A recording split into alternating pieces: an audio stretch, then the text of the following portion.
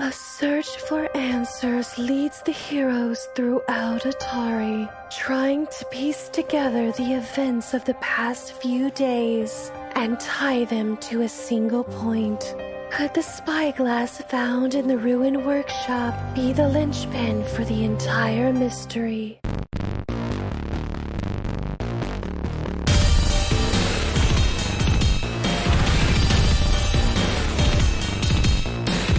Hey everybody, it's time to roll for intent. I'm your GM, Trevor. And with me, I've got Ray, Jake, Micah, Todd, and Joe.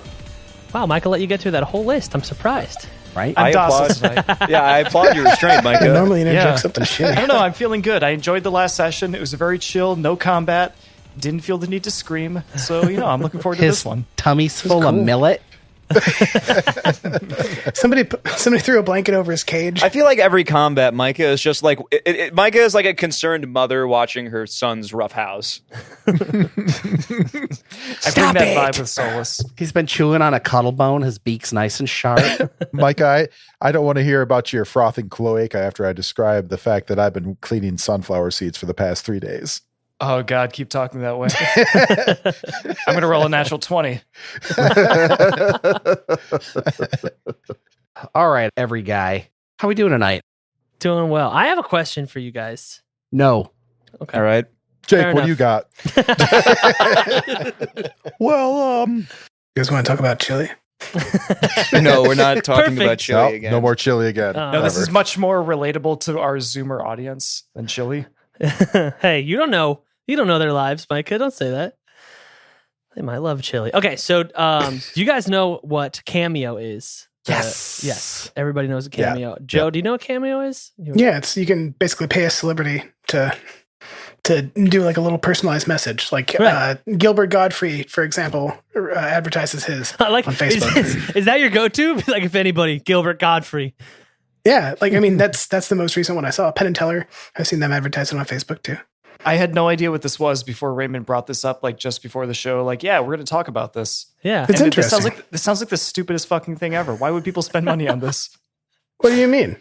It's Do you like not have video any celebrities that prostitution. you like? Yeah, that's fucking stupid. Okay, so you could have like Dolph Lundgren probably. For Why Micah. Why? He would pay us. If I wanted like a budget Arnold Schwarzenegger, No, it's actual Arnold Schwarzenegger. Budget Arnold Schwarzenegger. Did you just talk shit like that to Dolph Lundgren? I How did. dare you? Dolph Lundgren almost fucking killed what's his fuck in the middle of the Rocky films because he wanted him to actually punch him and he bruised his fucking heart. Yeah. I don't give a shit. Genuinely, awesome. I don't give a shit. Okay, let's let Ray do his thing because I feel sad for him now. No, that's okay. Now I don't give a shit about anyone else's answer except now, Micah. If you were forced to get a cameo from someone, who would it be? I just looked Is this up. Techno Viking available? I just looked this up, and Rudy Giuliani is on Cameo. That's what I was about to say, is that Rudy Giuliani how much? has a How much? cameo. How much? It's like $250. How I much think. today? Okay, So does $325 Ted Nugent. for a personalized video for you or somebody else. $2,275 for business. This is the weirdest OnlyFans I've ever yeah. seen. Yeah, right. The fuck. Well, he's got to pay off all of those fees that Oh my Trump God. won't pay off somehow. Right. Yeah, right. The Shooter highest paid. McGavin is available. Yeah, but I think it's Oh just my the character. God. I don't think it's the Right, actor. it I is. think it's It just is. the character of Shooter McGavin. The highest paid, which is ridiculous to me, the highest paid is Caitlyn Jenner at $2,500 for one video. Not for Whoa, hold business, on. for personal use. Hold on. I'm Wait, pretty who sure is this? Floyd Mayweather's higher. I just saw him at $15,000. The problem is, no matter what you send him, he can't read it. It's such a Hey waste. guys, welcome, happy birthday. It's Cheryl, and his name's Dominic. Oh, my bad. Happy birthday, man. Yeah. So yeah, Micah sounds like Rudy Giuliani's your go-to.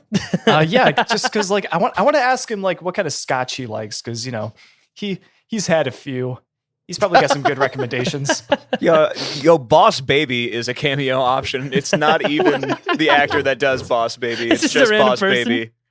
Yeah, no, it's not Alec Baldwin. It's just well, Well, it is there's a Alec TV Baldwin. show. No, there's it's a Boss TV Baby. show for Boss Baby Yeah, now. there It's is. probably the voice actor Why? for that. Oh, is it? Why? Oh my fucking Yeah. god. Okay. Colin Mockery's available. Yeah. Now Really? I noticed That's that. nice. He's awesome. He's also not doing a whole lot since, I'm looking for somebody in particular, and I'm almost positive they're not going to be on here. You can search him, top right. No. Oh, who is No, it? they're not here. I wanted to see if Christopher Maloney had his own cameo, so I could have him give me like a really, really cheesy like Law and Order, like, oh, I just found a teacher dead in the alley, school's out kind of thing, like John Mulaney's bit. Yeah. Because I listened to that bit plenty of times, and then the other day I was watching like the first several seasons of Law and Order, and then there was an episode where they found a substitute teacher in an alley, and instead of it being anybody else, it was just Stabler. He's like, school's out. Bum, bum, and I want that. Yeah. The person I want isn't on Cameo, and I don't think he ever will be because he's like really reclusive at this point. Avery Brooks. Oh, yeah. Yeah, so good he luck. was Benjamin Sisko in Deep Space Nine. But for people that are on there, also in Star Trek, Doug Jones does one. So he's Saru on Discovery, but he was Billy Butcher in Hocus Pocus. And he was also the dancing Moonface in the late night McDonald's commercial from the mid-90s. And he was the thing in Pan's Labyrinth, the hands. Oh. He was also, he's like in everything Guillermo del Toro does. Shape of Water, Monster, Mm-hmm. Yep. Doug Jones. Oh yeah, boy. he's like the best like in costume guy. Period. Yeah, Yeah. period. Really interesting story. If you ever get a chance, there's a few people that talk, like do a little documentary on him. Very cool. History. Oh, one of the Dylan Playfair from Letterkenny has one too. That would actually be really funny. I I want wonder to if get. you could get him to like chirp at you, like if you Ferda. could pay for a custom chirp. Nappies and nappies, bro. I don't. This isn't my top, but I would want Steve Harvey to give me the Steve Harvey deadpan face for just a minute straight. No words. You have to like look at him and say penis, and then Yeah, he has to turn exactly. around And and, then look he'll at turn- everybody else. Can't you just find like the one what's the game show? Family Feud. Yeah, Family Feud. Yeah. The one Family Feud episode where name a word that comes after pork, and one guy said, "You pine." Just like watch that YouTube video. Yeah, no, and just Steve pause Harvey has it, a and you got conniption it. fit. You don't Yeah. even have to pay for it. Yeah, right. Like he just walks around. He takes a minute to completely ignore the family that says that and their family member. He just looks at the audience and the camera, and he's like, "Coupon, show coupon on the board." Surprise, surprise. Chris Sabat's available too. He's not doing anything right now, but that'd be interesting. Really? Yeah. I want Vegeta to yell at me. Tell you that you're worthless. I don't care. I don't give a shit. That's Piccolo right there, dude. That's Yeah. my second dad. God, I really wish BoJack Horseman were on air long enough that they could incorporate this kind Right? of thing into it. Yeah, because BoJack would definitely get. He would do that because he He had would have nothing else gotten going on. Yeah, right. Yeah. That would have been hilarious. Is Will Arnett on Cameo? I wish. not. I love Just Will do Arnett. Will Arnett as BoJack on Cameo. Right. Yeah, no, he Ray, does not. so you brought this up. Obviously, you have an idea of some sort. You know what's funny is I brought this up because I was like, I totally know who I would want. Which my favorite actor growing up all time, I'll just obviously Jim Carrey. I love Jim Carrey. I would love to just meet Jim Carrey and talk to him for 10 minutes. But then I started looking through Cameo and I was like, there's so many of these that there's like one's from my childhood. Like from I never watched The Sweet Life of Zach and Cody, but there's the dude, he was in Scrubs. I can't remember his name. It might Phil something. I can't remember his name. Oh yeah, that guy. Not Phil Lamar. Yeah. He's Hooch from Scrubs. One of my favorite characters from Scrubs. And just I'd be like, I would love that guy to just Hooch is crazy me once. Just be so amazing. Just so yeah. So Yo, Mick Foley is on here for 24 hours for only $149. And I would let you know right now, I would do that just so he could send me a cameo as him as the Boulder. yeah. The My favorite- Boulder feels conflicted about fighting a little girl. I know you can do a list, and what's fun is to go to price low to high, and you can see all the people. I did see, this would actually be good, is Gary Busey was on there. For Colin Maurice is on here. $35. Michael Rappaport? It's funny that you said Kevin Sorbo because of the one I have in mind. You know who also I would love is Sir Ian McKellen. to do Gandalf for me, that would shit my pants. That is going to be the celebrity death that rocks my fucking world. When when that happens, I'm not it's gonna ready be for tragic. For me, that was Leonard Nimoy.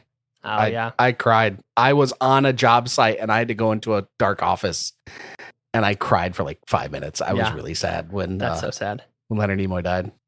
Well, I'm glad this has started a great debate. David Fielding as Zordon from Mighty Morphin Power Rangers. There's a pink Power Ranger. did It's something probably else? just some dude in a pink Power Ranger costume, but it just says pink Power Ranger. Yep. Wait, try mine. Carl Urban. Oh, With a yeah, Carl yeah, Urban that would one? be fun. Yep, I want Carl Urban. No. Kenny G. No. Oh, Kenny G? Does he? Can Yeah. you speak in saxophone? I can. No, he's Man. not on there. I liked Carl Urban even. The first time I remember seeing him was in, I think, Hercules and Xena as he played Cupid. I think it was Cupid. I don't know. He was really fancy.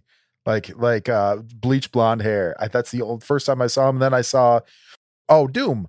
Oh The my Doom movie. I'm God. like, isn't that Cupid? Oh my God, they've got the mooch. Oh, this is weird, Anthony man. Scaramucci is available. Wait a minute. No, Kenny G is on here. Yeah, that's why I said Kenny G. Robert England? Yeah, of course. It's he's gonna crazy be how on many there. people, how much You you're think selling your Robert stuff. Englund wouldn't be on Cameo? Freddy Krueger? I mean, Yeah, that may be his main source of income now. well, isn't he like, He's also in a other lot of movies? people's dreams already, so makes sense. Nightmares. That's Trevor, also the same nightmares. actor that played Rorschach in the Watchmen film, wasn't it? Oh God, do we have Tony Todd? No. No? we have Tony Tony Todd. Todd. I would love to. I thought the hear actor that that played Tony Freddy Todd. Krueger was No, also sorry, the in new guy. The new Tony Freddy Krueger Todd. is the same guy who played Rorschach. Yeah. Okay. Frankie okay. Munoz is only $100. What's his name? Frankie Munoz. No, I just want to Malcolm in the say Middle? that again. Seriously, No. though, Tony Todd is pretty What? rad. Is he on there? How much Hold is on. Tony Todd? $100 Hold bucks, on. dude. $100 for the real Candyman. Yeah. What? There's a $200 cameo for Fiona minute. the hippo at the Cincinnati Zoo. Wait. I changed my mind if he's on. Whatever, Yes, Phil Lamar's on Cameo. Yes, that's what I would do. That's 1,000% what I would do. Is have him talk to me in any myriad of different cartoon. Samurai Jack, Hermes Conrad. Yeah. Give me all. He voices Pangolier in Dota 2. I want it all. Give it to me. Tony Todd does about 4 characters in Dota as well. That's cute. Yeah, he's a big, busy guy. Deadmau5 is on here. He just wears a helmet and doesn't talk. So there would just be a minute Oh of no! him. Oh just- no! He's got a master class now. Oh, does he really? Yeah, Yeah, he there's has his plenty own of it. master Like he has a class Twitch now. stream where he just like sits in his Yeah. studio. Oh, he showed himself a long time ago. We're still waiting on Micah. Micah might actually hold out longer than What? the Deadmau5 5. Hey, Podcast Universe. It's your GM Trevor with an update on Roll for Intent as we close out 2021. On December 30th, we'll be joined by Freeman from the Stemming the Tide podcast for a live stream event in support of Jasper's Game Day. We'll be raising money for suicide prevention and awareness along with dozens of other podcasters and streamers. Come check out our Discord at discord.rollforintent.com and follow us on Twitter at rollforintent for more info about how you can get involved. On top of that, we're super pleased to announce a new website coming online first of the year, along with a slightly updated podcast logo, so be on the lookout for that in your podcast player of choice. Finally, we've got some collaborations coming up with some fellow podcasters that we're sure you won't want to miss. Now, I want to end with our Christmas wish. I know there's a lot going on this holiday season, but if you could find the time to leave us a review on Apple Podcasts or Podchaser, or really wherever you aggregate your shows, it would brighten up this holiday season that much more for us. It's the absolute best way for us to grab new people and bring them on the journey with us. But for now, let's get back to the game. You know who is about to have a cameo? Iosif in this private conversation at the Otari Market. That was a really bad stretch, but I don't care. I had to get off of this. because we Yeah, gotta get to that this took a game. that segue was like a train and 2 buses. The Segway has square wheels. Doesn't matter how far you lean, it's not moving. All right, so when we left last week, Iosif was trailing Wrin Savinksi as she was heading to talk to Kilcano Lathamar, the proprietor and leader of the Otari Market, the Otari Farmers Guild. After they had exchanged some words about the possible presence of a lycanthrope in the form of Jal Mesmin, thought dead for the past 10 or so years in the town. But this was after some other interesting dialogue between them and Wrin, where we determined that telescope that they found was extremely rare and very finely crafted. The scope of the trip into the Gauntlight for Billiam and Solus has been expanded by the mayor due to the assault from the Gauntlight on the town, and things are just kind of opening up. It went from a tiny little mystery to something that really threatens the town and the well-being of the people in it. Well, last week, Iosif was sneaking up to the side of the building, and as he reached the side of the building, he felt a wave heard a wave of silence the closer he got, just as a trio of bounty hunters with silver accoutrement and wolf's heads and the like approached the Otari Market. They go to open the door and walk right in silently. I guess they haven't noticed yet that there's this silence overtaking the building, or at least the zone near the door. Iosif, what do you do as this is all happening? So, are they like walking inside? They are. They're walking to the market door specifically. It's like, I call it the market. There's a big outdoor market, and this is where Kilcano lives, and he's essentially the head of the Farmers Guild for Otari. Okay. So there's like this big open air, kind of, I guess, like a bazaar. Yeah, kind of like that. And I was following Wrin, but I see the werewolf hunters go into this building, you said? Right. When you get to this building, you felt the tingle of magic because you recognized it as you get closer. A spell that silences has been cast in the area because the sound is completely deadened. And as you are trying to figure out what's going on and see if there's some way you can see in or hear in, you see those bounty hunters, mercenaries, approaching the building to go in. Okay. And just to refresh my memory, where is Wrin? Wrin is inside. Oh, so she already went in, followed her. right? You could assume that she already went in. I'm not sure that you saw her go in, but you followed her into this area. She's no longer around. Okay.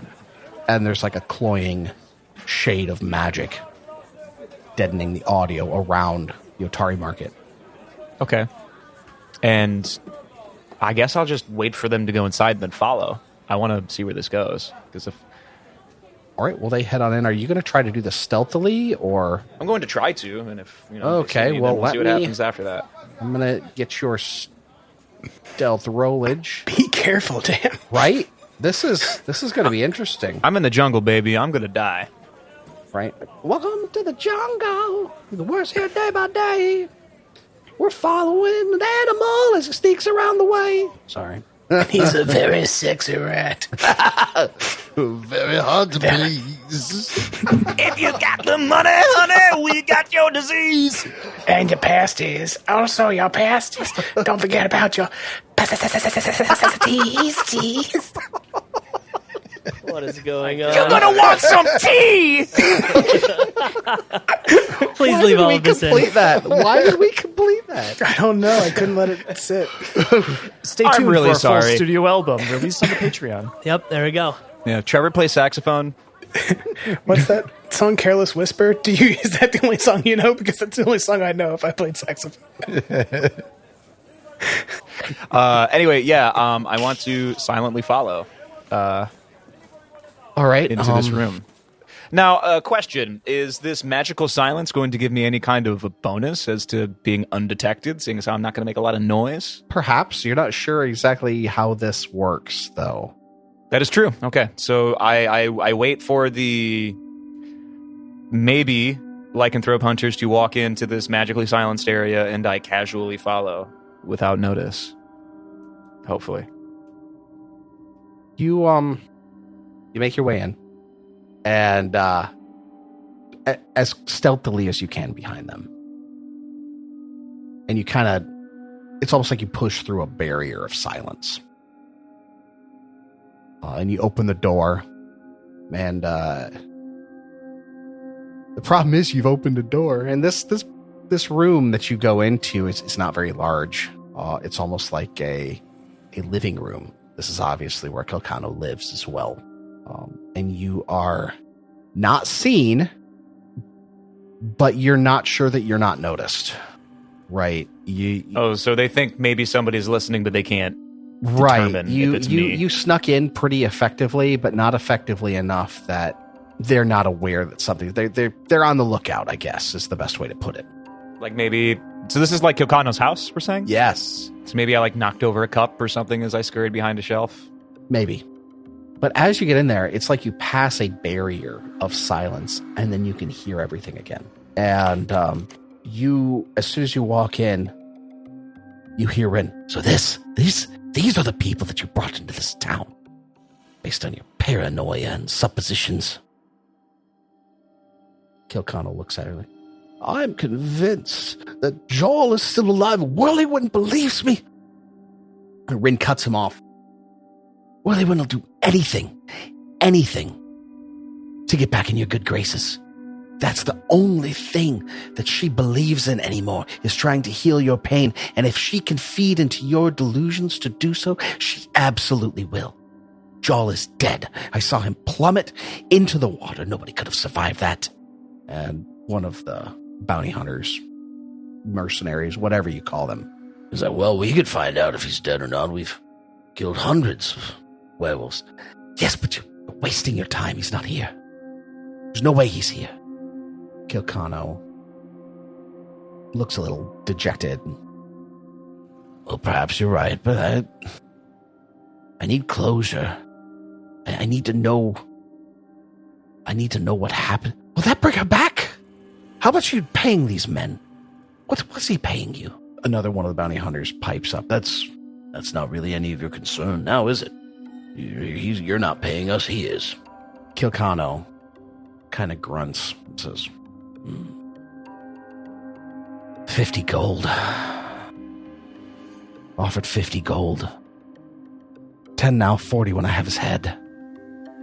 You know that's worth at least 6 months of your livelihood, Kilkano. Is that really worth it to you? To just throw it away on a fantasy? I can't tell you what to do with your money, but I can tell you this. I've lost people. Can't live as long as I have without losing people. But if you never move past them, you'll never realize the people that you still have.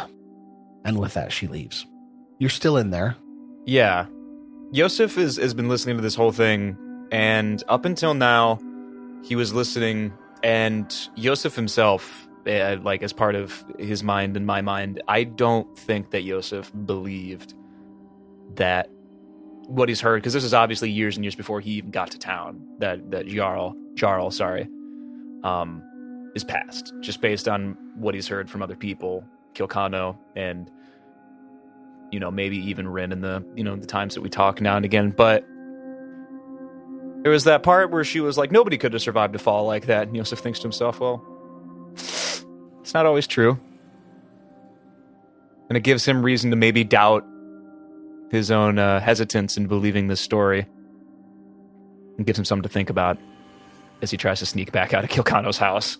As you leave again, or attempt to leave again, one of the three, the one that hasn't spoken yet, he looks over his shoulder. It's like, don't think I don't know you're here.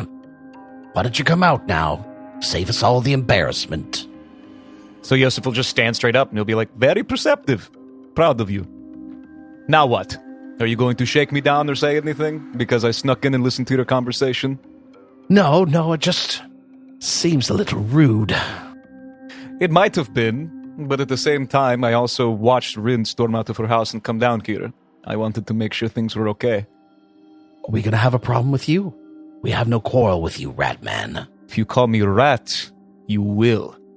It's Yosoki, and I prefer you respect my name. Thank you. And if you want to go on this mindless chase looking for a dead dog, be my fucking guest. But next time, you can at least give me the platitudes I'm deserved. They don't call me the best pastry chef in this fucking town for nothing. It's called a pasty.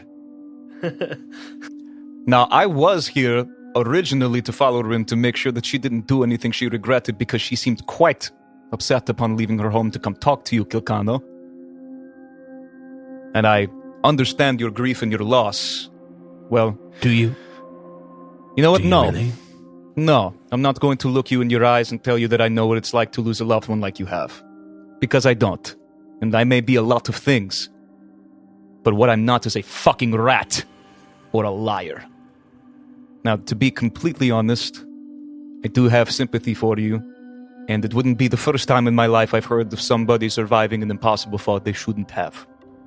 I'm not going to stop you for looking for this man. But being in this, or at least adjacent to, the line of work that you are now dipping your toes into, you're not going to find what you want with him dead. That I can guarantee. Now, am I free to go? You never weren't free to go. Good. Then I'll leave. Interesting. So do you head back to Wrin? Do you try to catch up to Wrin, or do you keep this a secret from her? No, because part of me thinks she also knew I was there. Okay. Are you going to head back to her place? What has everybody else done after Iosif leaves? Well, I think I was going to take a nap because I am burnt. Like, all my spells are gone. Right. Billiam, Tovin, and Solus had decided we were going somewhere. I don't remember exactly where that was. Dawnflower Library. Hey, remember, man, you got Wellspring magic. You can get those slots back. Yes, because Up to one more, because it's 4 a.m. and I've already used one. Fair enough. I'll follow them. I shouldn't take it. Yeah. Separating yourself from the party is not a good idea. I remember you guys were going to go see Vandy Banderdash. To ask about because the she was telescope. it was for the telescope. That's right. I couldn't That's remember what right. it was for. Yeah. I guess I don't know. I don't think there's anything that I can really gain talking to Wrin any more than I already have. And I mean, the werewolf hunters didn't really give me any kind of useful information.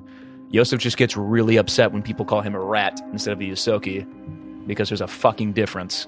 How do you feel about vermin? Because that's happened several times. I'll gut you. What about just general implications, right? Like, is he getting pissed off at Kashak every time he talks about making him a bed with, like, some sawdust? Bipedal capybara.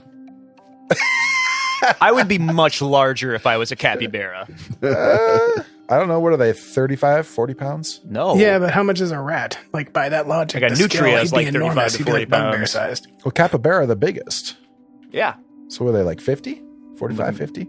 77 to 150 pounds. Really? Whoa.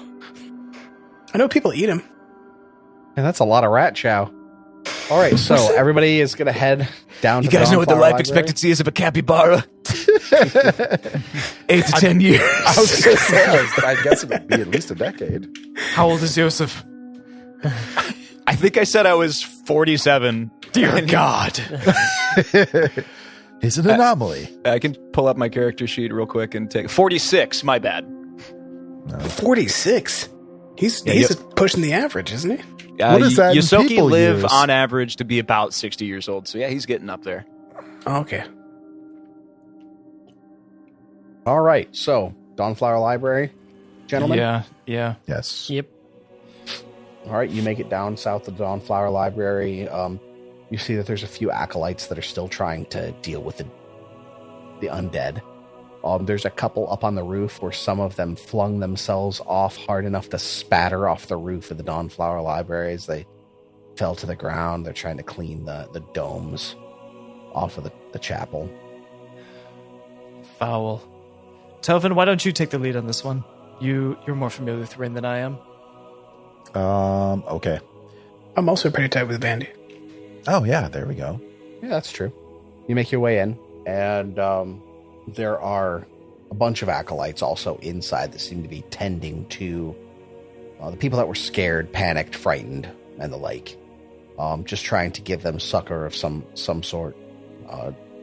Tending to the wounds of some of the guards that were injured. And you see that Vandy is kneeling in front of a small child. Doesn't look very injured, but obviously very, very distraught. Has a little scratch on his arm. And she's kind of, patting it and saying how much of a big boy he is and how brave he's been through all of this and thanking him for protecting his mother. And just doing things that you would to a 7-8-year-old kid that is hurt and scared, right? And as you approach, she sees you, and you continue to take care of your mother. You've done such a great job. You've done such a great job. Please, take her home and let her get some rest. You can guard her all day if you want to. And he's like, okay, thank you, Miss Vandy. And they leave. Gentlemen, what can I help you with? Oh, I see you've met up with Kashak as well. Kashak, I have not seen you in a few days. How's it going, sir? Miss Banderdash, a pleasure as always. I was looking for that shopkeeper and managed to find myself distracted in a graveyard, besieged by the walking dead, which are now the walking re-dead, thankfully. Thanks to this group of intrepid adventurers I seem to have found. I believe they had some questions for you regarding a particular artifact. An artifact, you say? I'm always interested to see what people have found, but... Well, it must be very important to come in on a day such as this. I'm so sorry. We talked to Wrin earlier, and she's the one who said that this was a mastercraft, super duper Right. excellent. Yep. Okay. Yep, Yeah, that is it's correct. It's that she doesn't know anything else about it. She couldn't tell you anything else about it other than... I was just making sure this wasn't rehashing the conversation with her. I'm sorry. I believe Iosif's reasoning for trying to tell you guys to go there is because she had the most information on anything to do with the Gauntlight. Yeah, she's So brilliant. if there's she's in the library. Well, I mean, yeah, but they also they had written accounts and also portraits of Belcora and other and Yeah. And we don't want to sell a Dawnguard, quest the Rose item Guard. accidentally. right? Right, If this So- could come in handy Yeah, later. exactly. I mean, Wrin could only tell us that it was one of a kind, but my thinking is Vandy might know more about this story-wise and to why it's important. I feel like there's more to it than just some fucking weird mini elf wanted it.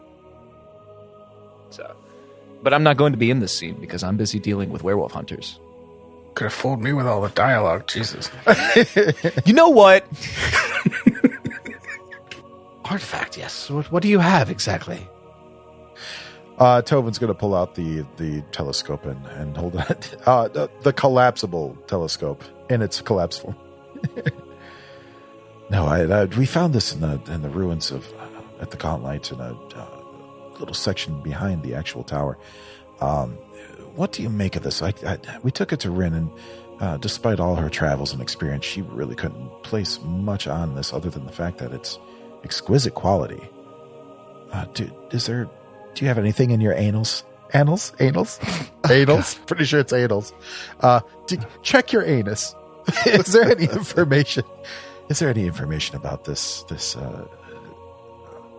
I don't know, amazing device in somewhere amongst these musty pages?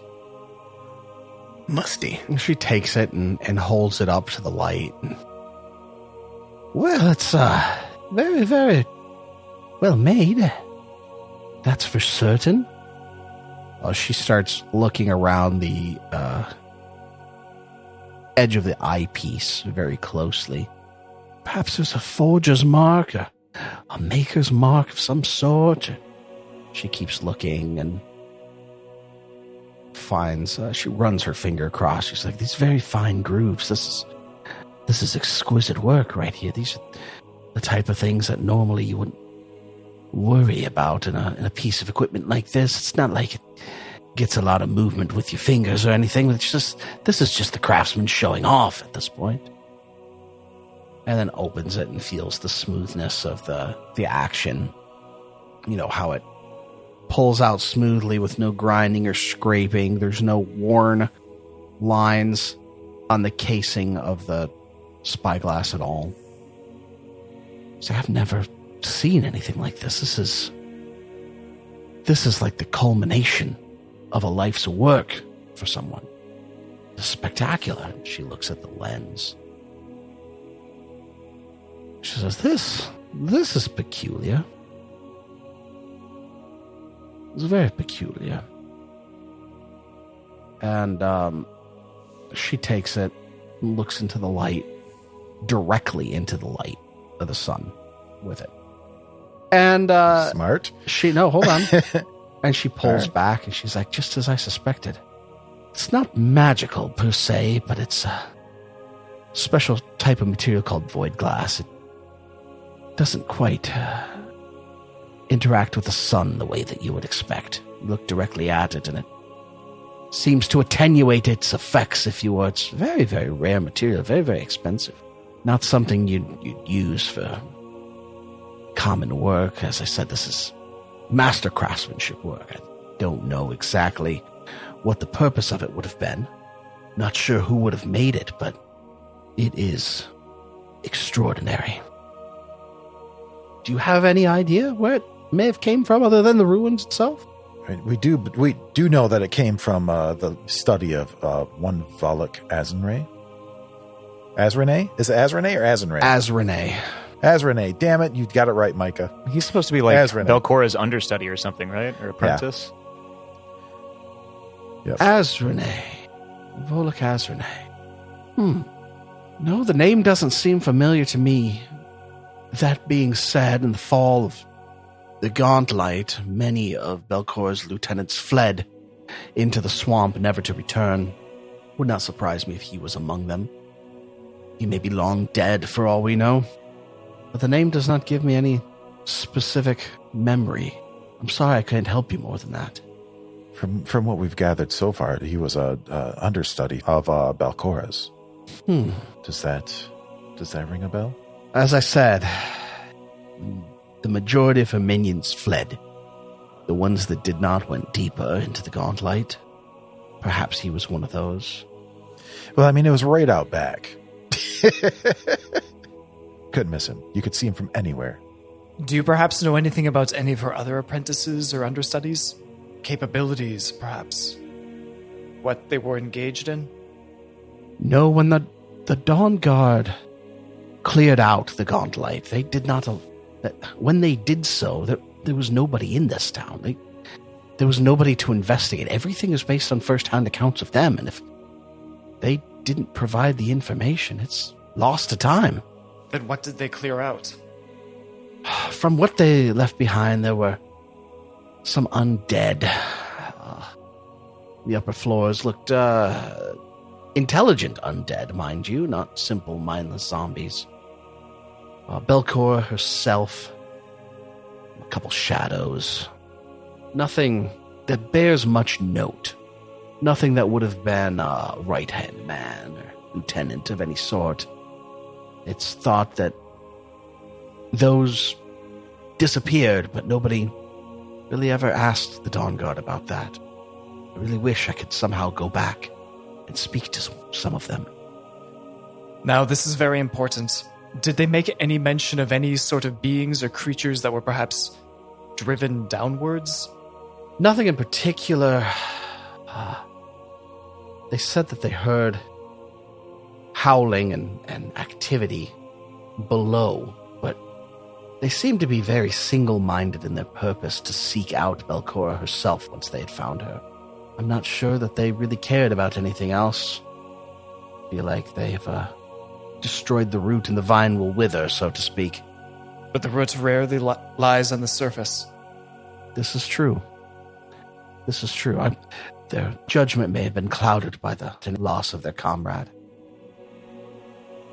I will consult some reading this evening and see if I can find anything for you, but I have some more pressing business to attend to. Some of the acolytes of Pharasma are very worried about the state of the tombs and the mausoleums. In fact, it seems that someone may have made off with some relics in a couple of the tombs. I need to be investigating these things. I'm sure they could rest easy knowing that they were already laid to rest once. Many of these tombs were sealed by the Pharasman acolytes, never to be opened again. It's very, very troubling to them, and as the spiritual leader of this town, I need to be aware of the entirety of the flock, not just those that worship Serenre. Of course. You should advocate for cremation. I hear those are incredibly difficult to raise. You know, I'll put that down on my book. By the cleansing flame of the Dawnflower herself. Brilliant.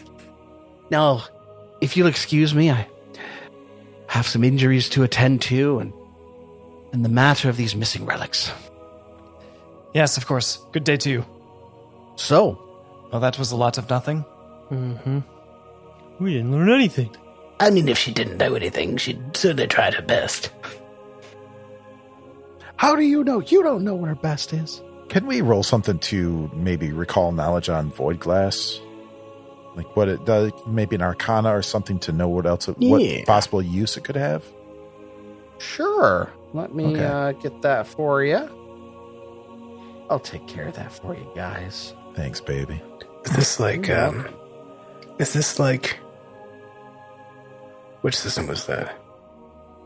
Mothership, where you can make cases to roll other things? I mean, Yeah. to some extent, yes. You can say, well, I think that this skill or this lore I have will be useful for XYZ. I think Arcana makes sense for this. Void Glass can hone in on sympathetic vibrations of incorporeal creatures, or it can be used as essentially a rudimentary, well, not rudimentary, a intrinsic sunshade, and that seems to be what's happened here. Is he's used it as if it were glass, and in order to protect his eyes from any sort of bright light while he was using it. So it's like smashing a gnat with a hammer. It was not necessary for this, except for this little fringe benefit that he got from it. Okay, except the first part you noticed, which seems actually like the much bigger benefit to the Void Glass. That whole corporeal thing. Can you mention that again? It would typically be used in like a weapon of some sort. To, Oh, you don't damage say. incorporeal. Like a giant laser beam at the top of a tower? I mean, Like a maybe. spinning mirror in space? Could I make a monocle of it? Can I shoot my lightning bolts through it? You make it sound like these are just transition lenses. I mean, that's the way he treated this thing. He's the exact amount of a dork who would wear transition lenses. Exactly. Okay. All No, right. he'd have the ones on a hinge where he walks outside and puts them down. The cool 90s guy? Yeah. Jake, you should get some of those. You should. You're a I cool should. 90s AT guy. has some. Additionally, it's very, very hard to work. It's about as hard as steel, even though it's glass. So here's the thing: it would be extremely difficult to do it. He must have added this to the device for a reason. What could he have possibly been gazing at through this that he would need protection from Maybe extreme he light? was using it to gaze past the Gauntlight. Like maybe this offsets that light pollution. Possibly, or Although that only happened like recently, though. yeah. Yeah, but it might have been happening again, Do we know how old Like- the telescope was? previously, right? Yeah, I guess that's a good You know, point. We yeah, don't know like how that- old I the mean, evil I would was. assume Fuck, it would you're be right. like a few hundred years old, just like everything else there, right? Well, I mean, like not a couple, like 500. Yeah, a couple of dozen. Is that something? Shut up, Todd. Wait, Is that- is that- fortnights of years. You know what? You're being shallow and pedantic because you're technically. It's like calling scrambled eggs boneless chicken. You're That's kinda technically fair. right. You have really no way of knowing how old it is. It's in very, very good shape. So it could be, as far as you know, it could be 10 days old. It could have been laid there as soon as, or right before Tangletop saw it and wanted it, right? Or it could have been left over from, it could have been built before Belcora fell. There's really no way of knowing. I wonder if this was brought in by the intruders that we couldn't find. What was the name of the other pasty contestant? Oh, that came there before us? He's part of the Osprey Club. I can't Haldane. remember his name. What'd you say? Haldane, I believe. Starts with an H. I don't think Haldane is correct. It's like Michael? Heilbrook or something. Heilbrook. That's it. Heilbrook. That's it. Okay. Yeah, we're looking for Heilbrook and most likely the body of the guy that owned the Thirsty Alpaca. Now, I will not pretend to understand all of these astronomy tools, but I am curious, what would happen if we were to stand at the top of the Gauntlight and then look through this telescope? At night. At night. We're looking through it at the night. Look at me! I'm looking through a telescope. I don't know. At night. Just to see what we would see. Dear Lord, I don't understand if my grammar's getting through. We would look through the telescope to look at night. Is that what you're saying? Look at the night sky. Well, okay, so metagaming because Iosif's not here. What if, because it seems like progressively how much time we're spending like RPing through this day and also using some of our resources before the sun even really came up, that probably isn't the greatest idea to go to the Gauntlight. By the time we're ready, it's going to be a couple hours until dark. Seems like a bad idea. So I would like to go there at night, is what I'm saying. I wouldn't. Not at all. And I'm thinking that it would probably be smarter to go to Wrin's house if you want to try to use the telescope first. And when the sun goes down, use your telescope. Because if you can see a granite rock 40 miles offshore, you're going to see the asshole of every flea that crawls on that building from Wrin's place. The point is not to look at it. The point is to look from it. At what? I don't know. The exact same question that Todd's been acting. At what? Well, if the Gauntlight doesn't manifest, right? If we can't see it, then we'll know why he made it, right? So he could continue his astrological studies while the Gauntlight was ongoing. I still don't think that's correct, but we can go for it. Well, I can't think of any better reasons. I still want to dip the winnow in that blood and see what happens. Boy, Dip so the many winnow. things to do. Is that what you call it? Oh, yeah. Yeah, what are you dipping in? Wait, what? What are your plans with the We are blood? just hemorrhaging listeners this episode. Did I bleed down in my heart? And I feel it. My God, I just smelt cigarettes and campfire listening to you guys. Yo, I brought my own coffee percolator for tomorrow morning. You guys want to try some ayahuasca later? You want to fight God? All right, so what's the next move, guys? I don't know if people want to reconvene, but I, as Iosif, after finishing that conversation with the would-be werewolf hunters, since I'm on that side of town, I think it would be best for me to check up on Yensis Maran. Because I have not seen her in a bit, and I have not given her any updates on Heilbrook. I still don't know where he is, so I'm going to let her know. Did you go And see her also 2 why days I've ago? not been... Huh? Did you go see her 2 days ago? Yeah, but I also said I would be back to work like later that night and then never showed up. So if I'm still employed, we need to have a talk. It's amazing how much you pour into your characters. I said I had a bunch of PTO laying around, but that was just out of my ass. I actually don't. I mean, here it's not an earn and burn situation. You're going to head over to the Crooksnook? Yeah. All right. Well, you make your way in. It's mid-morning at this point. Maybe, probably around 11, 12 o'clock in that area. Or 11 o'clock. Now, is that same guy still here? That same guy's always here. Okay. What? He's Phil. more drunk. Phil is more drunk than he typically I'm just going to pat him on the back as I walk back. Be like, good Are morning. you on a fight with me? Yeah. But you wait right here, and I'll tell you when we're ready to go, okay? All right, and then he puts fisticuffs up and then walks backwards into the kitchen. I'll get you this time. You wonderful Yusoki, you. I'm going to get you a banana and a glass of water in just a second. Banana water. That means two things. Wasn't that a Limp Bizkit album?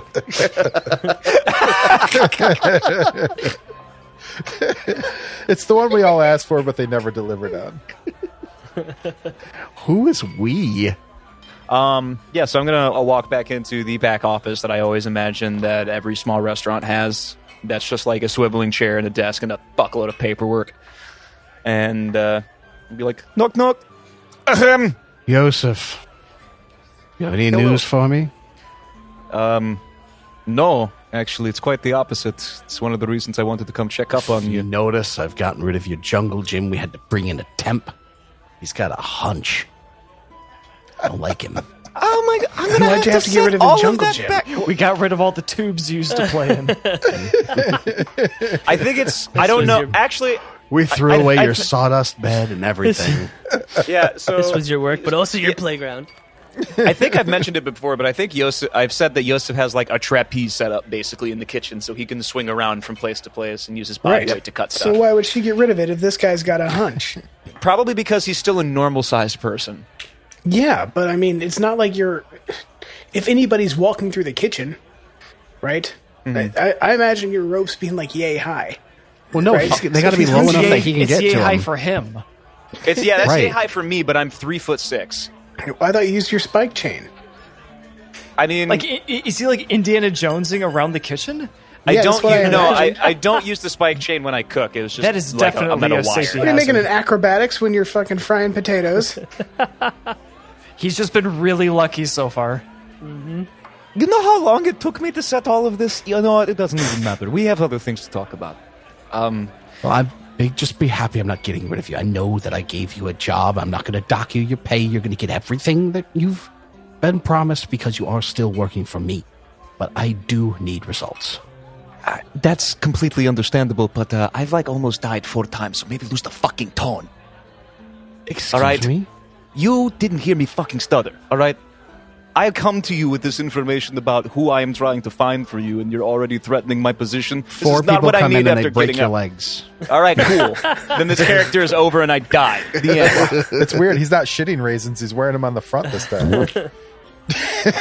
Listen, I don't know if you were here this morning, Jens Ismara, but there was a ghost beam of light that shot out of the top of Gauntlight, and I had to go take care of that. No, I was in here busy redoing the schedule because you've been jerking off in the Gauntlight. Oh, okay. I have no idea what's happened outside of these 4 walls in a week. Look at this! And he points to you. He's like, how many days have I called in? 18 months! None! Called in. None! I've been here 5 days a week when I should be putting up with everybody else's bullshit for being vermin, and I have my fucking PTO. Been through this. Okay? So if you want to put that in some severance pay, fine. But what I'm coming to tell you while you're working on schedules and pinching septums is that there is a fucking laser beam. I was playing too much Skyrim recently. Septimes. I was really into Skyrim, but that's just what I couldn't think of gold coin, and that's what came up. And he's like, there are undead crawling out of the graveyards from the place that I have. A laser shot out of the Gauntlight. There are vampiric mist and mifflets and undead worms and everything in the basement, and I have no idea where the fuck Heilbrook went. I found his boat in what I assumed to be a campsite because it was still smoldering when I got there. But he is nowhere in sight. Now, it may also be Remember, it's not just him, the people that came with him. There's at least 3 of them. Well, I didn't see any of them. Do you know what I did see? A river drake. Did we? Did you see a river drake? We never saw it. You never seen it. She doesn't know that. Iosif sounds like he would be really hard to manage in a job. And again, I wonder how much Jake went into Iosif. Jake would never say this to any of his Yeah, I'm like, management. what? He thinks Maybe it lead with constantly. that next time instead of being like, I don't have any updates for you, but don't fire me. Instead of being like, I've been fighting zombies. I ain't found your guy yet. Bye. You know that you've been late to work. It was like, I've gone unconscious like 5 times in the last 2 days. Shut the fuck up. I know you've been at the Crow's Casks. It's a binge. All right, how about I've gone unconscious from trauma? How about that? Yeah, all Anyway, That's just I'm called going working to- in a restaurant. so yeah, true. So I am going to tell her, I have not seen, at least on the first floor of either buildings, the auxiliary or the Gauntlet Keep itself, any sign of Heilbrook being anywhere except that outside building. And if he went downstairs from there, he's as good as fucking dead as far as I'm concerned, because we almost all died fighting one creature. I still need a sign of death or life or something. Perhaps, but I do also know that you're not the kind to give me the full pieces of information all at once, so I was hoping that if you had anything else that you could help me with, that now would be the time. Because it's been days, and unless they have food and water with them, and they're not already dead, the clock is ticking. I truly do not. I recommend he not go to the Gauntlight. I'm sorry for my behavior. It's just been very, very stressful the last several days. I was hoping that maybe you would be able to give me something, but I don't know where Heilbrook or his compatriots are. I don't know. I saw the boat that they took there that had the little Osprey Club carving on it, so I know it belonged to them. But since then, I have seen no sign. That's my boat. They took my boat. Were they not supposed to take your boat? They weren't even supposed to go to the Gauntlight. Oh, okay. It's my boat. Wait. Bring me my boat. No. So it's really strange. I'm trying to figure out why they would risk their lives and directly disobey you and steal from you in the same breath. There must be something that they know. Heilbrook has a hunger. He's also quite stupid. It's not that good of a cook either. Vindictive. Right? I'm good at one thing, all right? What a jerk. I'm good at two things. Certainly not tripping. Yeah, how many people have you tripped, Micah? I'm keeping that in there. I'll have you know, I have the most trips out of anybody in this party right now. No, like in character though. Like you're not very. He's batting a .002. Still got more than everybody. And no, in I real only have life, one. I am the tripping master, and it's of myself. I constantly fall and eat shit. If you've got nothing else, I have to start interviewing more cooks because this guy's not working out. I should probably bring in some of those illithids from Absalom. I know exactly what you're going for. That has to get cut. You know that has to get cut. union. They're never going to know about Nope. Sidebar, in our first game that we played, our Rise of Rune Lords campaign, I just put a throwaway joke in that all of the kitchen staff of all of the restaurants in Absalom are actually mind flayers. And they like put their tentacles up in like hairnet type things. It was a great visual. I really enjoyed it. my god. Oh my I god. have to keep all that. It was good. It That was a good. good. Yeah, that was a good personal joke. I mean, not for nothing, but I'm pretty sure that I think we were talking about how that guy that owns Crow's Cask was not doing very well either. I wonder if they can help each other out in some way or another. Maybe. You know, the owner of Crow's Cask seems to be struggling a bit lately with trying to keep any clientele. Not trying to disparage the name of his business, but if you're looking for somebody who is capable and might be able to give you a hand, he is somebody you should look into. I will say that his brews are very, very fine. Probably the finest in town. Certainly better than ours, but ours are certainly cheaper as well. He's also a decent cook. He was very close to taking me in the competition this year. Albrook, not so much. Interesting. Well, I may see if he's got some spare time, or maybe contract him for some work, but at any rate. And you're sure you have nothing else you can give me about Heilbrook and his compatriots? You don't know anything about maybe what they were looking for? Nothing about why they would suddenly disobey you, steal your boat, and then disappear after months and months of service? Nothing. Also, do you know anything about the... never mind. I wasn't there for when you guys figured out it was void glass that would be breaking the fourth wall. Never mind. Yeah, I think that's all I have to say to her. Listen, I don't know exactly when I'm going to be done doing this. And I only thought this was going to be a couple of days, but this is proving to be evidently more difficult than I am... Listen, there's only a handful of people that I trust enough to talk about what's going on inside of the Gauntlight. And I've known you longer than almost anybody else in town besides Brelda. There is something deeply insidious going on underneath that keep. And I don't know how long it's going to take me to find out. But I do know that what is in there is a extreme evil that opposes everything I believe on every axis.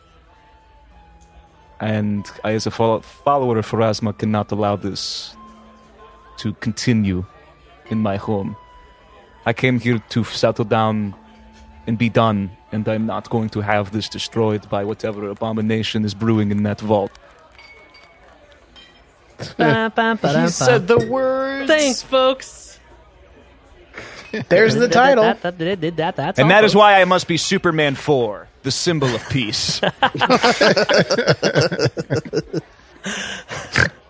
I'm just telling you this because I've come very close to dying a couple of times. Please do not tell Brelda. She will freak out a lot, and I don't want to deal with that right now. But it is far more dangerous than people have made it sound, and it sounds like it's just getting worse. I don't know what's underneath that keep, and I don't know how long it'll be until I'm done, or if this won't kill me at some point. Well, you do what you think you need to do. Once you find what's left of them, as far as I'm concerned, you can continue on or stop. I won't make any decision for you. I don't think you're not cared for here. Just don't make any stupid or rash decisions, yes? I hope to come back and continue to cook for you. Until then, may today not be your day. And he leaves. Wow. May today not be your day? It is a saying. It is a saying by the Voices of the Spire, which are a clerical warrior group of Pharasma, saying that today should not be the day that you die. May today not be the day that you go to the boneyard. Oh, and what do we say to death? Exactly. Yeah, it's exactly like that. It's like, may today not And be what your do we day. say to death? This is a different fandom. Season 8 didn't exist. That show sucked. So he will turn and walk out, and last I knew, my compatriots are heading to the Dawnflower, so I'll meet them there, and we'll say that we all meet up when they're done talking with Bandy. I imagine that you show up there about the time that they're walking out of the Dawnflower Library. Okay. Meet him on the steps, be like, all right, so, what did she have to say about our special telescope? Precious little. Damn We've it. gained very little knowledge. Nothing. Whole lot of nothing. I'm hoping that your efforts today have been more fortuitous. Yes and no. More or less, Wrin just followed or went around to the bazaar south side of town to talk to Kilkano and the lycanthropy hunters, whatever they're called, werewolves. It's not my first language, but I don't know. At first, I felt kind of conflicted because I did kind of believe Wrin saying that this creature must have been dead because it's been so many years, but I don't know. The only thing that she has to go on is the fact that it fell off a cliff and she didn't see where it landed. And it wouldn't be the first time I've heard of something surviving a fall like that. So I don't know. I don't want Kilkano to waste most of his year's earnings just trying to pay some werewolf hunters to chase after something that doesn't exist. But I don't know. Beyond that, I went to the Crooksnook to talk to my boss and see if she maybe had any other information on Heilbrook, but she doesn't. She still doesn't understand why they disobeyed her. It turns out that boat that they were in was hers, and she didn't even know that they had stolen it. So Heilbrook and 2 or 3 of his other compatriots are still somewhere underneath the Gauntlight, and I am becoming less and less confident that they are still alive with more time that we waste. However, and he looks up at the sky. What time is it? Around noon. Roundabout. Between 11 and noon. I could go today because I still have most of my energy about me and can afford to, but I know that some of you have expended your abilities for the day, and if we were to rest now, we wouldn't get to the Gauntlight until it was dark, which we haven't done before. Now, this is what you all want, because I do not want to wait to go back. I feel like every minute wasted, or every minute here is a minute wasted. But at the same time, I worry about running in headfirst into the dark when we know that river drake is going to be out, on top of whatever else happens. We don't know what happens to the Gauntlight at night. We've never been there.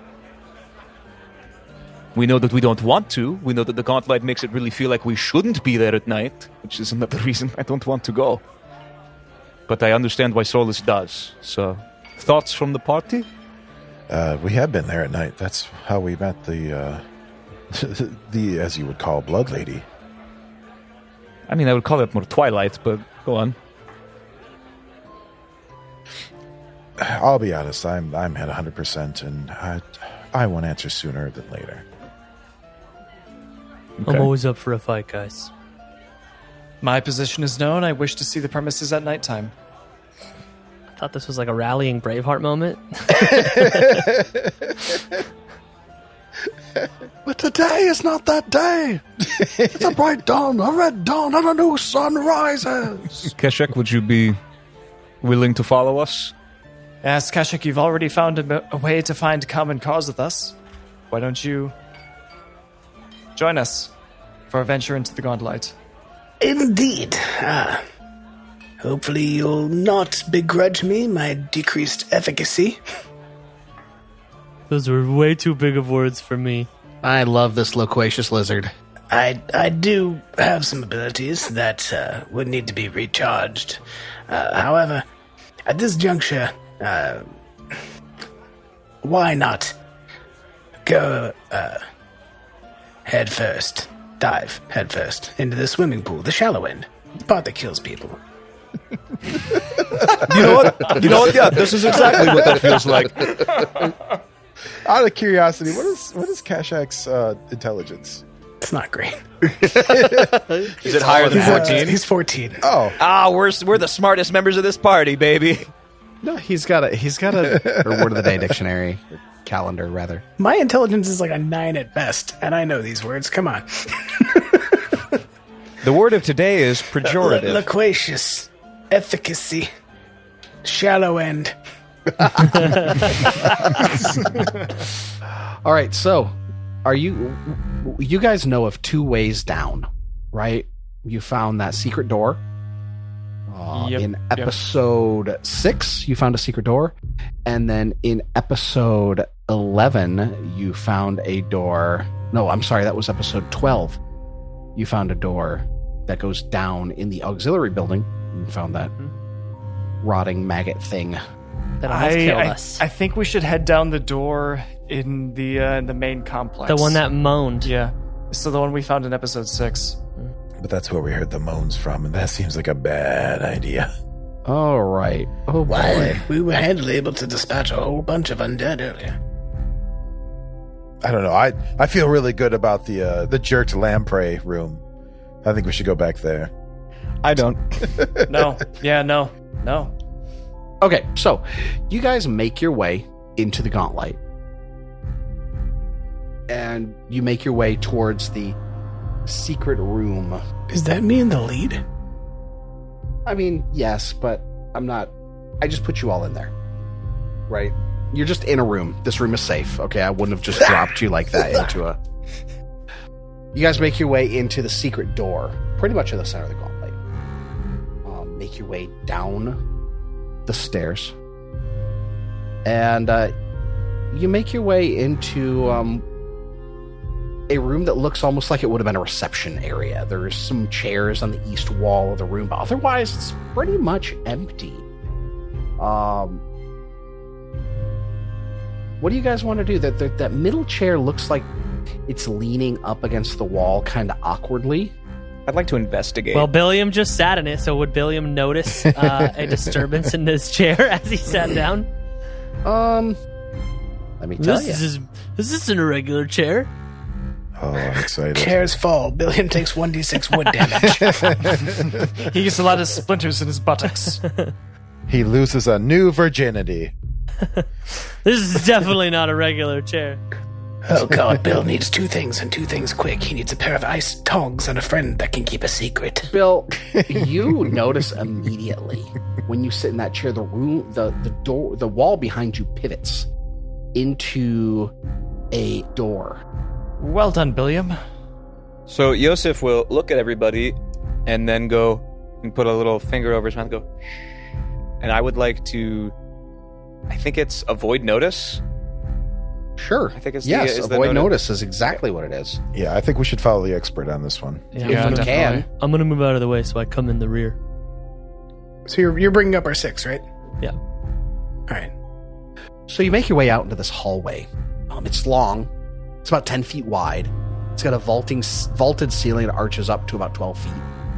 And there's 3 broken metal brackets hanging from the ceiling. One on the north, there's one to the south, and there's one roughly in the middle. But it's not clear really what those once held. The floor is covered in bits of rotten wood and twisted metal. And to the north, there's a pale green light shimmering under a closed door's frame. It's like undulating and shimmering a bit. Oh no.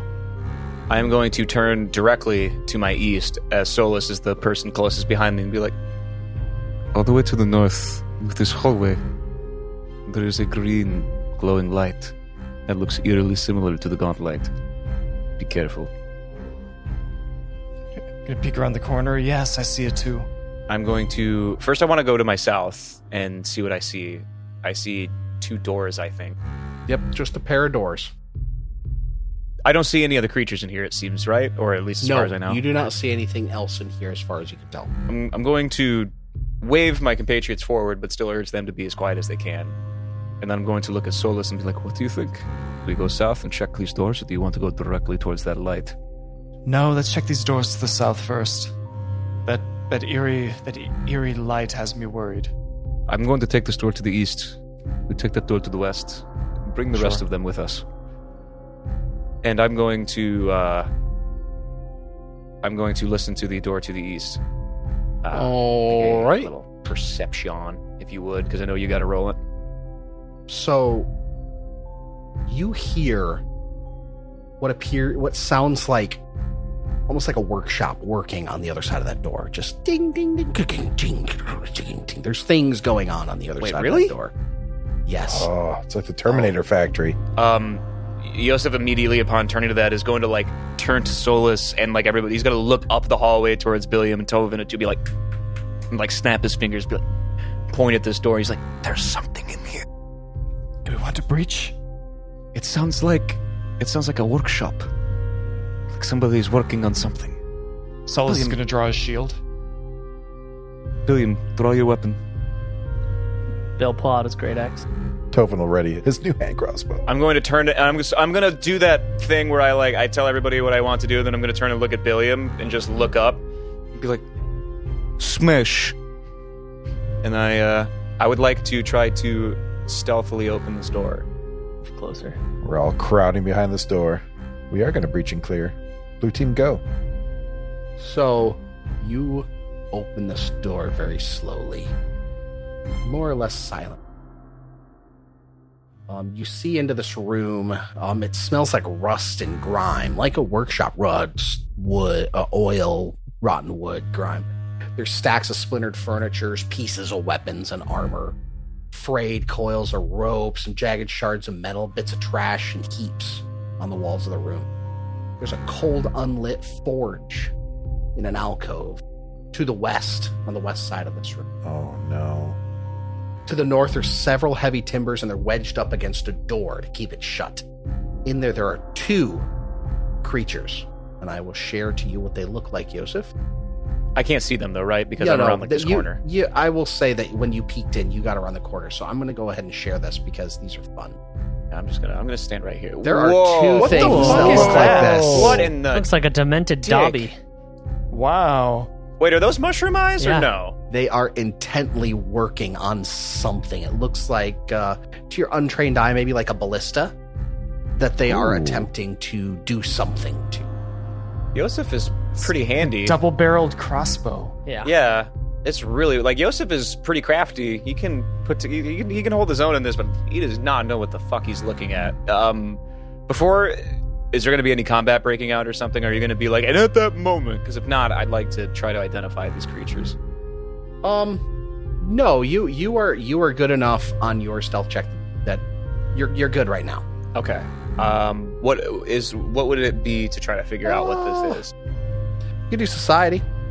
Society? I have a +6 to society. Does All anybody? right. Here we go. Does anybody have can you wait, before we do that, does anybody have a better society, and if not, would you like to aid? I got a 5. I got +6. 1. Okay. Could I get some? I guess I don't know if we've actually touched on this, and if we have, I forgot. Yeah, aiding is rough and 2E. Okay. If I remember correctly. Yeah, it's typically it's a whole action. The DC's fairly high, so What about That's why I guidance? kind of wanted some aid. That would work too. you but could give him like, guidance. Well, okay, I'll give him guidance. You aid say- because you got more society than I do. I'll aid? Okay. You go ahead and roll your society to aid. You can roll that because that's not a secret check to do that. You succeed. What's your proficiency in society? +6. I'm trained. Trained. Okay, so that is going to add for a trained +2 to Iosif's check, which I'm going to secret roll. Okay, so okay, so that would make it a +8, and then Tovin is giving me guidance, so that's +9. Cool. For this so roll. I'm going to add 3 to whatever I get here. Okay, yeah. You recognize this somehow. Maybe you saw it in a book or you heard tale about it in your life. This is a Morlock. This is specifically an engineer among the Morlocks. They're That sounds very so crafty. They're quite intelligent, and very strong. So crafty, strong, intelligent. They have crazy, fucking weird, beady eyes. Do I know if they're hostile, chaotic, good, evil? Like, what are they? How are they going to react to me if I'm just like, "Hey, how's it going?" They're not good. Okay. No. They're typically not good. You don't know about these specifically, but they are typically not good. But they are fairly fragile, brittle, frail creatures. So I'm going to be using coded language going forward to try to tell you things about them rather than being all out loud like they're will saves, they're high save, because I think that's dumb. Okay. So infer what you will by me saying that they're fairly frail creatures. So I guess that's your meta way of saying a shitty fortitude save. Yeah, 4. Yeah, okay. With that in mind, then, I am going to turn and look at my compatriots and be like, do you guys know what Morlocks are? I haven't a clue. All right. Well, they're incredibly intelligent and evil beings. Solus, how do you feel about evil beings? I tend to not like them. Well, as it turns out, they're pretty frail. So I am going to look up and smile at Billiam and pat him on the calf and walk past him back out of the room. And as soon as I get behind both, I'm going to walk right underneath the legs of Solus and Billiam. As soon as I do, I'm going to turn and go. Then I'm going to draw my sword as well. He did gesture. Go ahead. I put both of my arms forward, like, go on. This is for you. I will be right behind you. All When right. I say drawing my sword, I mean I'm drawing Lucy. Also, I'm also not right behind them. I'm going to go to the door to the north. The what? All right. The door to the north. There is a door about 5, 10, 15, 20, 25 Right, feet. and you could to see the north. that you could infer Yeah. based on what you were there. That will get you in there. So are we going to Yeah, go this ahead? is the other side. We're going to go ahead and roll for initiative right now. Ah. Oh, you were already in the initiative tracker. Ah. And everyone roll for initiative. Oh my goodness. I swear this happens to me every time, but I roll a natural 1 for a 9. Nice. I got a natural. converse- I rolled a natural 20 for a 26. Nice. I rolled a natural 20 for Yeah. a 28. Yeah. I rolled an 18 for a 24. Cool. Please let this be the base of what we're going to roll right now. Cool. No. What? I rolled a 14. Because I roll a 1 almost every time. No one cares about you, Tough. So I rolled a 9 for a 14. You say that until you're dead. True. It's happened several times. Yes. And you are up first, Iosif. You kind of have the drop on them. They drop what they're working on, and you can hear them murmuring to one another. They speak Undercommon. Anybody here speak Undercommon? I do. Yeah. Yeah, I do as well. I don't think I did. Nope. So that we can take them. We will take them for the glory of the Ghost Queen. We will take them. That's if you can understand Undercommon. That's what you hear them murmuring. I do not have Undercommon. I don't know that. What I'm going to do instead, so I rolled my initiative and it had like a +8 bonus, and I don't think that's right because I explicitly said that I was avoiding notice, which would have been my stealth. And what I want to do, and the reason I'm doing it, just make my initiative 2 lower. I would have the same as Brandon. But the reason I'm bringing this up is because a part of my class feature, if I could read it for you, surprise attack. You spring into combat faster than foes can react. On the first round of combat, if you roll deception or stealth for initiative, creatures that have not acted are flat-footed to you. Perfect. Wow. All right. So, I'm actually going to put you in the Ray. What's your? You both rolled a natural 20 though, didn't you? yeah, yeah, we did. Jesus. So it's just a roll off to see who goes Yeah, first. do a quick roll. Both of you roll a d20. I got a 13. I think my foundry has frozen. Yay! No, you got it. I can't see anything. You rolled a 6. I see 2 dice that are frozen on my screen. Neat. Iosif goes first anyway. Cool. I am going to use my first action to open this door. All right. I said that we had pulled our weapons out before Yes, we had you opened. did.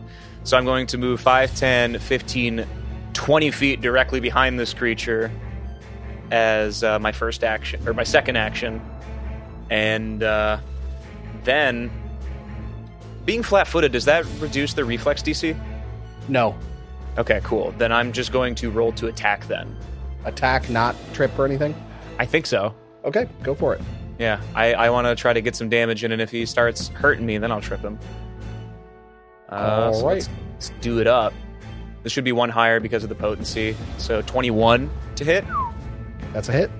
Nice. Ooh, yeah. Flat-footed damage, baby. Gimme, gimme, gimme. Ooh, 12 points of damage on the first Dang, smack. Nice. Dude, nice. And and you completely caught him unawares. He had no idea there was somebody coming from behind him. So you snuck up, popped him right in the back, and he kind of recoils in pain. Yeah, like Iosif swings it and then brings it down vertically right on his spine, across his back. Whoosh. Surprise! And I think that's all 3 of my actions. That should be the end of my turn. Excellent. Open the door, move in, and hit. All right, Billiam, you're up. I just pulled you back into Thank the you. scene. Yep, I was just going to say. All right. So Billiam has his great axe drawn. And I have an idea. Bill has an idea. His, that in-battle intelligence is kicking in. And so before anything, he sees the Morlock? Is that what it's called? Yes, a Morlock. He sees one right in front of him and he just saw Iosif come in and be like, oh! So Bill is going to attempt a swing at this Morlock that's right in front of him first. So let's roll that first with my great axe. Ba-ba-ba-ba. It is. I forgot to mention. It is pitch dark in here as well. Good thing we all got dark vision. All have dark vision. You do.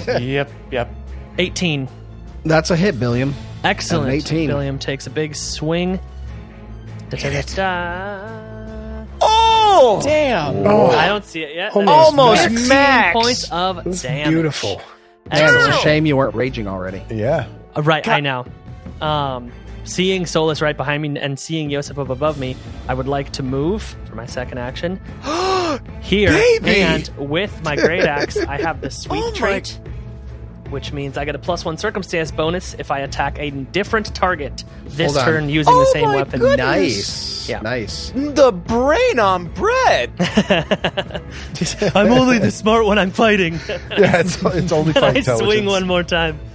This guy's flat-footed doubly, I guess. But now he'll be flat-footed the next turn too. So this is my last action, but my second attack. All right. And that is a 14. That is. Oh, and you get a +1 to that though. Oh, I do get a +1. But that's still a miss. Well, at least I'm here, and now Solus can move in, and that will end my turn. All right. Solus, you are up.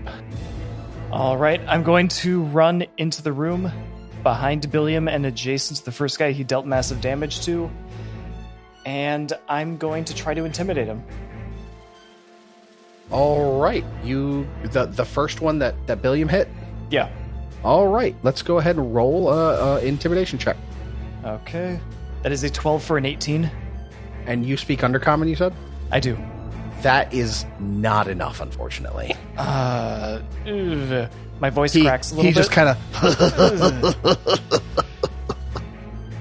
And you understand, I have been fortified by my resolve for the Ghost Queen herself.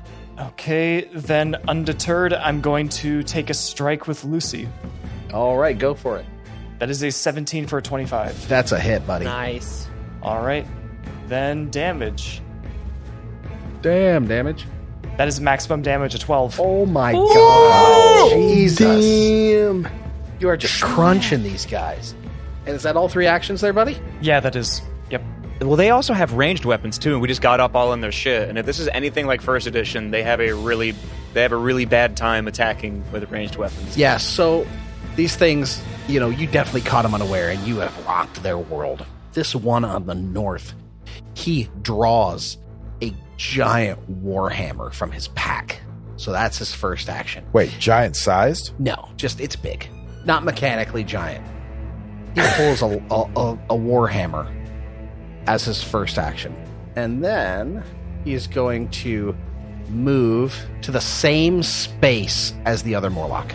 They can do that? Yes, they are allowed to do that. They have something called swarming stance, which means they can share the same space. Goodness. Wow. And they get a circumstance bonus to attack when they do so. I bet they do. Wow. And then Okay. he's going to make an attack on Billiam. Bring it on. So here he comes down, attempting to hit you with this warhammer. 26 to hit. That is a hit. Shit. All right, and that's gonna do 11 points of bludgeoning damage. Nothing. Solus is going to use Retributive Strike. Here Of we course go. he is. So you're going to take 4 fewer damage. Damn, that's such a good ability. So for those of you that can't do math, that's 7 points of damage instead of 11. And he's going to make a strike in retaliation. Of course he will. Do you see what you get? Skadoosh. That is a 9 for a 17. That is a miss. God damn it. Dang. All right. Wait, I forgot. My attack was actually 27. That's not a crit, is it? No, it's not. Okay, cool. All right. Yeah, you missed me just barely. And that's the end of that one's turn. All right, the other one gets a shot now. He's also going to take an action to pull out a warhammer. And this time he's coming after Solus with his. So here he comes down. And that is a natural 2 for 50. That is a miss. I would imagine it to be a miss. Mm-hmm. Come on, big money, let's go. He's... oh, man. And he's going to attempt the second attack. Ooh, that's a miss. That's another 13 to hit. Yep, that's a miss. Well, shoot. That's the end of him. That's great. What are you talking about? Shoot. Kashak, what can you do from out there in the hallway? Well, I can't see shit, Captain. So I'm going to try to move inwards. There he is. So that's 15 feet. I don't see any critters. It's right in front of you, dude. Oh, Right there. There's 2 of them in the same space. that's both of them, right? Yes. Well, you know what they say. If there's 2 of them, should probably try to use electric arc. All right, go for it. Ah, yes. I remember my grandfather pulled me aside at church and said, Todd, when in doubt, You're going to hear a lot of things in the public school system. but when there's 2 of them, Always use electric arc. If they're close enough, don't forget. The first one critically succeeds its reflex save with a 29. And the second one critically succeeds with a 28. My God. Anything that Yep. requires a And you got one more. Oh, that was 2 actions. So that's Yeah, the it's end 2 of your actions, turn. I'm You are in dead. a dangerous place, aren't you? I am. If only I could have seen what was happening. So Telvin's going to run past Kashak and head to the corner of the room. Yeah, a little warning next time. No, I'm going to use one action to move into that corner and put myself in harm's way, and I'm going to spend my other 2 actions to cast guidance on Solus and Billiam, and that's it. That's so my you turn. cast guidance on 2 people? Twice, yeah. So I'm just gonna point one palm at each of them and just yell, "We're counting on you." All right, Iosif, you're up. Okay, so what I want to do, obviously, is like trip them, Right? because that's what my character is good at. But I am acutely aware that reflex is their best save, and they're also not doing a lot of damage right now. And it's just their attack that's going up when they're in the same spot. not anything else. And they're already flat-footed, so tripping them is not going to make it any easier for anybody else to hit them. But it requires them to spend an action to get up. That is true, but I also wanted to try to do something else besides tripping, which I want to roll a disarm. Oh, okay. So you do realize how disarm works. I'm looking at it right now. It's pretty shitty. How so? Because you have to get a crit success to actually do anything. Oh, you're right. It just attempts to disarm. They get a. It lowers their attack if you succeed, but it doesn't actually make them lose their weapon. That's so lame. Okay, yeah, it's just going to be better to trip them then. It's going to be the same DC. I was hoping taking their weapon out of their hand would just, like, freak them out, and it might be easier to make them concede and give up. But if I make one of them prone, they might not also get that bonus to being in the same spot, at least momentarily. So I think I'm going to go for that with my plus. I think it's a +8. I always have to relook this up every time. It is a +8, but I also have this new magical weapon, so it's a +9! So, right? Because I had the magical effect for... Okay, cool. For the trip. Shit. Roll off. That is a 21. That does not succeed. That's a failure. Okay. Damn. Okay, yeah, I just, like, try to sweep at their feet, and they both jump over it at the same time. Be like, all right, we'll see if this works again. And I'm just going to roll to hit with a only a +4. Natural 3 for a 7. Yeah, no, that's no good either. No, really? Okay. I'm not really sure there's a whole lot more I can do with that. I don't want to try to roll to trip these things with an incredibly high DC at like a -1. And I don't speak Undercommon, so I can't try to intimidate them either. Shit. Well, you can. You just get a minus. Yeah, but my intimidation's only a +4. You know what? I might as well try. You are completely surrounded on all sides. I highly suggest that you surrender. And I will do so by gesticulating wildly, by pointing at all of my friends, and then doing one of these things like, come on. What are you doing? Come on. Come on. So, +4 to this roll. I got a 14 for an 18. So, does an 18 intimidate? No, it does not. Then that's the end of my turn. I'm running with it. I Kashik is late, and so is Tobin, and I'm just so mad. I begin raging. All right. So you just went into a rage there? Yeah, because my friends are just looking at this guy not being in the places they're supposed to be. No, I was hit by a weapon, and then I see my friend Iosif next to me try all these really, really intricate movesets, and these guys just making him look like a fool, and it enrages me. I let out a mighty roar, not one to intimidate them, because I was going to try, but it's a little much. So I'm going to rage, and then I'm going to just go for same thing I did last time. So they're occupying the same space, but I don't think that matters for sweep, correct? I can still... No, you can still... Good. Do the okay, same perfect. thing. Then yeah, same thing. So it's basically one attack right after the other. Hit one, hit the other. So, great attacks. That's a +9 because I have guidance. Oh! I saw that. Natty There 20. it is. Excellent. So that will be Well, that's a crit. Crit damage on the first one, and I will let you decide. 22 points of damage. I would like to say that that's on the one that I didn't hit previously, but if I can't remember which one that one was, though. I hit the bottom one first. To be fair, they're on top of each other. Yeah, that's true. That's to try to figure out which one is which. Yeah. He'd probably just start reading from the top down. Yeah, that's what I'm going to end up doing. And I'd like you to describe your kill on that Yes, one. I'm just the rage fills me, and I know I'm going to be doing this double attack of sorts, so I'm not giving it all of my gusto. And as it comes down, I can see the shine of the pointy part of my great axe just cleave right into his neck. But with not enough force sword, I can pull it out, look the other one dead in the eyes, and attack it one more time. Oh boy, hitting it. And I get a +2. Additional +2 to this roll. Natty 17! 17 for a 22. That's a hit. Finish it. I don't even know why I came. And 10 points of damage. Not too shabby. All right. Bored. He is hurting. Oof, that felt good. Well, him and his I compatriot were just dancing side to side in the same space, and then the other one gets pinned to the wall with an axe blade. I look at Joseph and go, did I fuck up or am I good? You're good. Keep doing that. Solus, you're up. This one is not doing good. He's freaked out because his companion is gone. Yeah, I'm just going to take a strike. All right, go for it, man. That is a 16 for a 24. That's a hit, buddy. Okay. 9 points of damage.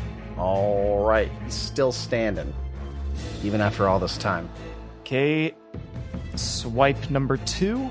That is a 19 for a 22. That's a hit, buddy. All right. 6 points of damage. Oh man, you're so close. He's just bleeding out. He's My God. not doing good. He's supporting himself with his hammer, barely able to hold it up. Okay, action number 3. Gonna put this guy out of his misery. Oh my fucking god. Oh, that is a 19 for a 17. That's a miss. Because you're not flanking. If only you were flanking. Right. All right, it's turn. And it is going to just swing wildly Solus to try to stop whatever assault is coming at it. Don't kill it. Don't kill it, anyone. That's an 18 to hit. Get we just give him. Solus is going to use reactive. Don't. Solus is going to use reactive shield to lift up his shield, snap it into place, and raise his AC by 2. So that is a miss. All right. And the second attack, an 18, so another miss, right? Yeah. And final attack, because just can't move anywhere. And he's got nothing else he can do here, really. 18 to hit again. My God. Yeah. Okay. If I would have rolled that first one the first time, and as he Wait. No, the raise the shield only applies towards the triggering attack. okay, So yeah, both of those attacks met. Oh my gosh, really? All right, Yeah. so that's a hit on both of them. So the first one, 14 points of damage, Okay. and the second one, 7 points of damage. All So right. 21 points of damage. All right, risky surgery coming up. You're salivating. Yeah, I'm all right. I still have 9 HP. I'm okay. And as he does that, he looks invigorated from his success. He's kind of hooting and hollering and hopping a bit. Kashak, you have this. I'm gonna make an intimidate check. Okay, go for it. I am supposed to be good at this, and I speak while I can't intimidate anyone. I was actually trying to load Wanderer's Guide, but it was taking 1,000 years because I know that Undercommon was one of my languages. I'm making a check. That's a bad face. I don't That's like a that that's a face, natty Joe. one, right? Yeah. Was that a natty one? I'm not sure. I think he's immune to your demoralization attempts for 24 hours. Yeah, I think he is. So is there there's got to be another non-intimidation based, because I'm not trying to scare him. He's already gotten the shit kicked out of him, right? I'm trying to reason with the critter. Well, that's a diplomacy. Yeah, but I don't know what the But you diplomacy can't really action is do called. that in the middle. Well, you can't do a diplomacy to change their opinion of you in the middle of combat. Yeah, we Unless just you have murdered one of his friends. I think that's Unless you gonna have be a hard. specific feat to do that. And that is a legendary level diplomacy feat. It's like a level 18 I was looking at the other day. The character I was building. So what are our options in terms of submitting this thing without killing it? Non-lethal damage. Or, alternatively, after it goes down, it's not automatically dead. We could just heal it. We just have been walking over that fact the entire time because we would never do that. But the fact of the matter is that it's so hard to die in 2nd edition, like, immediately. There's no reason that we couldn't fix him up and bring him back to consciousness as soon as he falls. Right. All right. I am going to use telekinetic projectile on him, I guess. All right, go for it. Ooh. I'm going to Just grab grab an some of errant, the crap laying around. preferably a chair, and just hit him over the head with it. Cool. Go for it. I'm going to watch him dodge and waste everybody's time.